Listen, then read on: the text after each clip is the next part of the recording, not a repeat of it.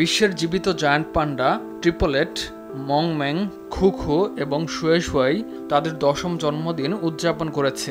সোমবার কুয়াংতং প্রদেশের কুয়াংচৌ সিটির ছিমেলং সাফারি পার্কে জমজমাট আয়োজনে এই 3 পান্ডার জন্মদিন পালন করা হয়।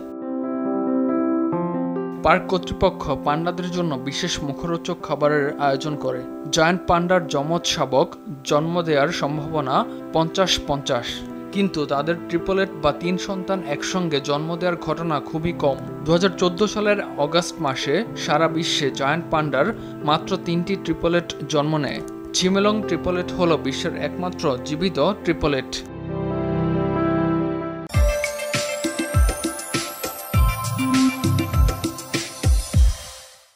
এবারের জন্মদিনের পার্টিতে বড় ভাই শুইশুইকে একটি ঘূর্ণায়মান মঞ্চে দেখা যায়।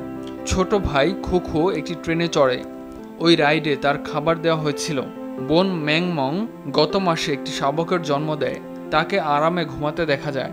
মংমেং এবং তার শাবক বেশ ভালোই আছে।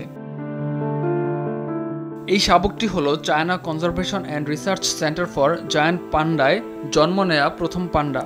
জন্মদিনের কেকটি সাজানো হয়েছিল মজাদার ফল ও বাঁশ দিয়ে, সেই সঙ্গে তাদের বিশেষ উপহারও দেওয়া হয়। ইমতিয়াজ আহমেদ, RTV।